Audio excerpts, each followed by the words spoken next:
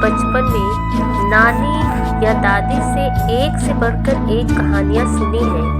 कभी राजा रानी की, कभी किसी चोर सिपाही की। ये सभी कहानियाँ हमें हमेशा जीवन का कुछ सीख भी देती हैं। जो कहानियाँ हमने और आपने बचपन में सुनी है, या हमेशा के लिए हमारे बचपन के दिनों को याद दिलाती है। आज मैंने भी सोचा कि क्यों ना मैं भी आपके लिए दादी नानी की कहानियाँ लेकर आऊँ। तो फिर देर किस बात की, पेश है आपके लिए दादी नानी की कहानी।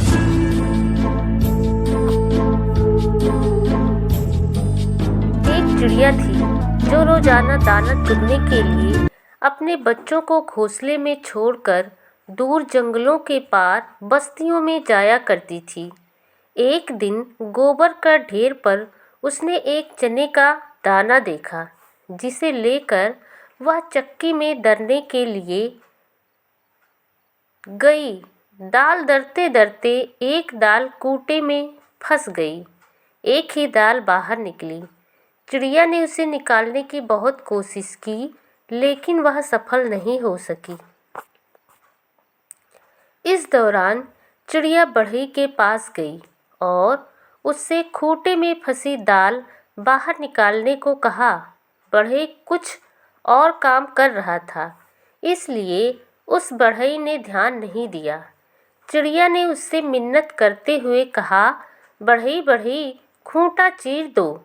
खूंटा में मेरी दाल का दाना फंसा है। मैं क्या खाऊंगी, क्या पीऊंगी, क्या लेकर परदेश जाऊं? बढ़ई ने उस चिड़िया की एक ना सुनी और उसे दुत्कार कर भगा दिया। फिर वह राजा के पास गई। चिड़िया ने राजा से गुहार लगाई, राजा, ऐसे बढ़ई को दंड दो जो मुझ जरूरतमंद की बात नहीं सुनता। राजा ने उसकी बात सुनी। चिड़िया ने कहा, राजा राजा, बढ़ई को दंड दो। वह ना तो खूंटा चीरता है, न मेरी बात सुनता है। राजा के पास कहाँ इतनी फुर्सत थी कि नन्ही चिड़िया की बात सब काम छोड़कर सुनता। जब उसने भी विनती पर कोई ध्यान नहीं दिया, तो वह रानी के पास गई और रानी से बोली, हे रानी, तुम अन्यायी राजा का साथ छोड़ दो। रानी भला अपने राजा को क्यों छोड़ने लगी?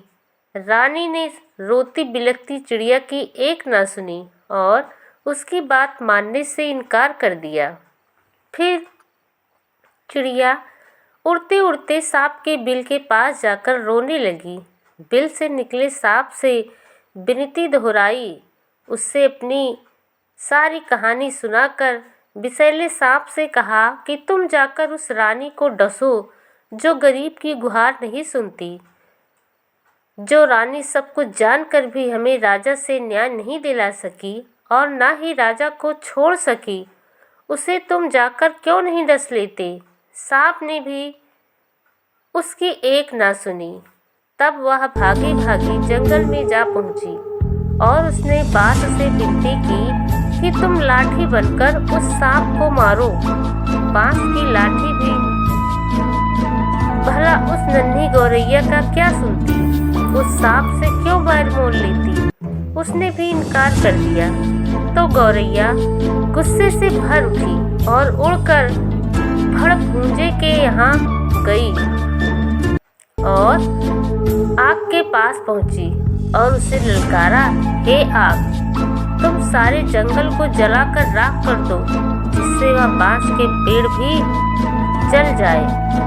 जो गरीब की और बेसहारा की नहीं सुनती, उसके लिए नहीं उठती, कोई मुझे मेरा हक नहीं दिलाता। आग ने जब सारी बात विस्तार से जाननी चाहिए, तो चिड़िया ने अपनी राम कहानी उसे सुना दी। फिर आग ने इस छोटी सी बात के लिए चिड़िया की बात मानकर पूरे जंगल को जलाना ठीक नहीं समझा और जंगल को जलाने से इनकार कर दिया। तो चिड़िया बहुत दुखी हुई, लेकिन निराश नहीं। वह सागर के पास पहुंची और उसे अपनी पूरी बात सुनाकर आरजू की कि हे विशाल सागर, तुम उस छोटी चिड़िया की गुहार क्यों नहीं सुनते? वह अपनी मस्ती में हंसता हुआ गुजरता रहा और चिड़िया की बात नहीं सुना। उसके किनारे अपना सिर धुनती रही चिड़िया, लेकिन वह नहीं सुना। सुबह से शाम होने को आई। चिड़िया को जब यहाँ भी न्याय नहीं मिला तो वह हाथी के पास पहुँची।